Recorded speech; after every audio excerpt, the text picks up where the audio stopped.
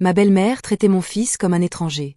Pendant longtemps, j'ai essayé de faire comme si tout allait bien, comme si ma famille était normale, comme si je pouvais continuer à sourire en fermant les yeux sur ce qui était en train de se passer. Mais au fond de moi, je savais que quelque chose n'allait pas. Je le sentais dès les premières semaines, même si je refusais de l'admettre.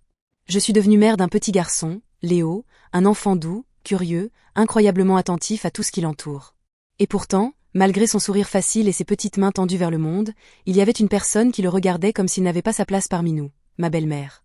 Au début, je me suis dit que j'exagérais. Que c'était juste une impression, une mauvaise interprétation, ou simplement le choc de devenir parent pour la première fois. Mais plus le temps passait, plus je réalisais que ce que je ressentais n'était pas une illusion. C'était réel. Et c'était de plus en plus difficile à ignorer. Je revois encore la première fois où elle est venue le rencontrer à la maternité. Elle s'était approchée du berceau, avait penché la tête, et au lieu de l'expression attendrie que tout le monde avait ce jour-là, son regard était resté froid, presque distant. Comme si ce bébé n'était pas son petit-fils. Comme si elle observait l'enfant d'une inconnue. Je me suis forcée à ne pas y penser. Les premiers jours sont intenses, les émotions se mélangent, peut-être que j'étais trop sensible. Mais une petite voix me soufflait déjà que quelque chose clochait. Cette impression a pris une ampleur nouvelle lorsque nous sommes allés la voir pour la première fois en famille. Elle avait préparé un repas, dressé la table comme pour une grande occasion, mais quand je suis arrivée avec Léo dans les bras, elle s'est contentée d'un sourire crispé. Elle n'a même pas tendu les bras. Pire encore, elle s'est contentée de dire qu'il dormait bien. Alors qu'il était éveillé, juste là, en train de la regarder. Les semaines suivantes, j'espérais toujours qu'elle finirait par s'attacher, qu'elle comprendrait qu'il était un garçon adorable, facile à aimer. Mais tout semblait confirmer le contraire. Quand je lui envoyais des photos, elle ne répondait pas. Quand je lui proposais de passer, elle trouvait une excuse. Quand elle venait chez nous, elle ne s'approchait quasiment jamais du petit. À chaque fois, elle trouvait une façon de se détourner de lui, comme s'il était devenu invisible. Et moi, je restais là, assise près d'elle, avec un nœud dans la gorge et un sentiment d'impuissance qui grandissait de jour en jour. Je me suis longtemps demandé si c'était moi qu'elle n'aimait pas. Si c'était une façon détournée de me montrer qu'elle m'en voulait d'avoir pris son fils. C'est un classique dans certaines familles. Mais même cette explication ne collait pas. Ce n'était pas un rejet de moi. C'était clairement lui. Comme s'il y avait quelque chose dans sa présence qui la dérangeait profondément. Je me suis demandé si c'était parce qu'il me ressemblait trop. Ou parce qu'elle avait imaginé un petit-fils différent. C'était absurde, et pourtant je sentais que ça allait au-delà de la simple maladresse. Le pire, c'est que mon conjoint ne voyait rien. Ou plutôt, il ne voulait rien voir. Pour lui, sa mère était juste pas très démonstrative. Il disait que j'étais fatiguée, que je personnalisais les choses, que j'étais trop sensible depuis l'accouchement. Il rationalisait tout. Et à force de m'entendre dire que j'exagérais, j'ai fini par le croire. Un temps. Jusqu'à ce qu'un événement me fasse comprendre que ce que je ressentais était non seulement réel, mais beaucoup plus grave que je ne l'avais imaginé. Léo avait environ 6 mois quand tout a basculé. Nous étions invités chez elle pour un déjeuner de famille. Tout le monde était là, les oncles, les tantes, les cousins. Et tous, sans exception, l'ont pris dans leurs bras, l'ont trouvé adorable, ont ri avec lui. Tout le monde sauf elle.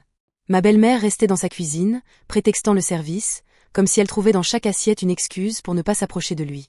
Et c'est en débarrassant la table que j'ai surpris une conversation qu'elle ne pensait pas que j'entendrais. Elle parlait à sa sœur. Sa voix était basse, mais je l'ai entendue prononcer des mots qui m'ont glacé le sang, ce n'est pas mon petit-fils. Je ne le sens pas, je ne le reconnais pas. J'ai senti une sensation de vertige. Mon cœur s'est mis à battre plus vite. Je ne savais pas si j'avais bien entendu. Je me suis approchée un peu plus, sans faire de bruit. Et elle a continué, d'une voix ferme, assurée, sans aucune nuance. Je ne sais pas pourquoi, mais je n'arrive pas à m'y attacher. On dirait qu'il n'est pas de la famille. C'était comme recevoir un coup en plein ventre. J'ai eu envie de rentrer chez moi immédiatement. Je n'avais plus envie de partager un seul repas avec cette femme. Mais je savais que provoquer une scène allait mettre tout le monde mal à l'aise, et que mon fils serait au centre d'un conflit qu'il ne comprenait pas. Alors j'ai avalé ma colère. J'ai souri. J'ai continué la journée comme si de rien n'était. Et à la fin du repas, lorsqu'elle est venue nous dire au revoir à distance, sans un baiser, sans une caresse, j'ai compris que quelque chose s'était fracturé en moi. Pendant plusieurs semaines, je n'ai rien dit. Ni à mon compagnon, ni à personne. Je gardais tout à l'intérieur. Je me disais que ça passerait, qu'elle finirait par changer, qu'avec le temps elle s'ouvrirait. Mais en réalité, la situation empirait. Chaque message de sa part était uniquement adressé à mon conjoint, jamais à moi. Chaque invitation semblait n'avoir pour but que de le voir lui. Et Léo était complètement effacé de son univers. Elle ne lui souhaitait même pas son premier anniversaire. Elle ne l'appelait jamais par son prénom. Toujours l'enfant, ou le petit. comme s'il n'existait pas vraiment. J'ai commencé à ressentir une profonde colère. Pas une colère explosive, non. Une colère lente, sourde, qui s'infiltre dans le quotidien. Une colère qui abîme, petit à petit. Et plus je la laissais grandir, plus je me rendais compte que je n'avais pas seulement mal pour moi. J'avais mal pour lui. Pour mon fils. Pour ce petit garçon qui n'avait rien demandé, et qui pourtant, faisait face à un rejet qu'aucun enfant ne devrait vivre. Le moment décisif est arrivé un après-midi d'été. Nous étions invités chez elle pour prendre un café. Je n'avais pas envie d'y aller, mais mon conjoint insistait. Il voulait maintenir le lien familial. Alors j'ai cédé. Une fois sur place, Léo marchait déjà à quatre pattes et explorait le salon. Il était joyeux, dans sa petite bulle. Et c'est lorsque j'ai voulu le poser sur le tapis, pour qu'il joue que j'ai entendu ma belle-mère murmurer quelque chose que je n'oublierai jamais. 3 mots. 3 mots qui ont tout changé, pose-le ailleurs. Le ton était sec. Presque hostile. J'ai demandé si le tapis risquait quelque chose. Et sa réponse a été encore plus violente que tout ce que j'avais entendu jusque-là, je ne veux pas qu'il touche mes affaires. À cet instant, j'ai senti quelque chose se fissurer définitivement dans ma patience. J'ai levé les yeux vers elle, et je l'ai regardée pour la première fois sans peur de voir la vérité. Et ce que j'ai vu, ce n'était pas de la gêne, ni de la maladresse. C'était du rejet pur et simple. Un rejet irrationnel, profond, presque viscéral. Je me suis levée. J'ai pris mon fils dans mes bras. Et sans dire un mot, j'ai fait signe à mon conjoint que nous partions. Dans la voiture, j'ai tout raconté. Tout. Chaque phrase blessante, chaque regard évité, chaque comportement étrange. Je lui ai dit ce que j'avais entendu ce fameux déjeuner de famille. Je lui ai dit que je ne me sentais plus en sécurité émotionnelle dans cette relation. Et surtout, je lui ai dit que je refusais de laisser mon fils grandir en sentant qu'il n'était pas le bienvenu chez sa propre grand-mère. Ce fut un choc pour lui. Il ne voulait pas y croire.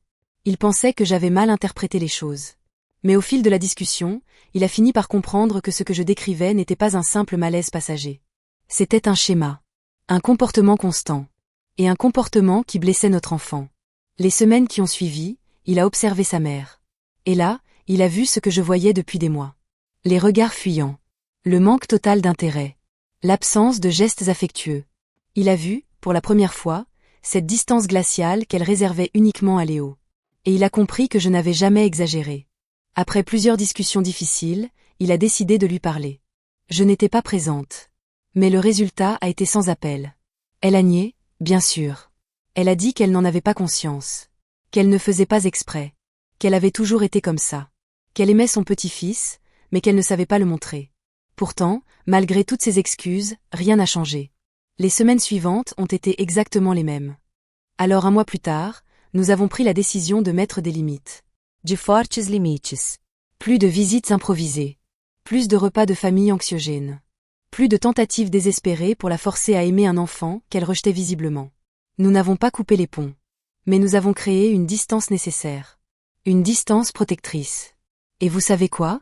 Cette distance a transformé notre vie. Léo a continué de grandir, entouré de gens qui l'aiment sincèrement. Mon conjoint a compris que protéger sa famille, ce n'était pas trahir ses parents. Et moi, j'ai retrouvé une paix intérieure que je n'avais pas ressentie depuis des mois. Aujourd'hui, mon fils a plusieurs années de plus. Il rit, il joue, il s'épanouit. Il ne manque d'amour de personne. Et parfois, quand je repense à tout ce que nous avons traversé, je me dis que j'aurais dû m'écouter dès le début. Les instincts d'une mère ne se trompent jamais. Ils chuchotent des vérités que l'on n'ose pas affronter. Mais tôt ou tard, elles ressortent. Je ne sais pas si ma belle-mère réalisera un jour ce qu'elle a perdu. Peut-être qu'un jour, elle se réveillera en comprenant qu'elle a laissé passer les plus belles années de son petit-fils. Peut-être pas. Ce n'est plus mon problème. Ce qui compte aujourd'hui, c'est que j'ai choisi de protéger mon enfant. Et c'est, je crois, la seule chose qui compte vraiment.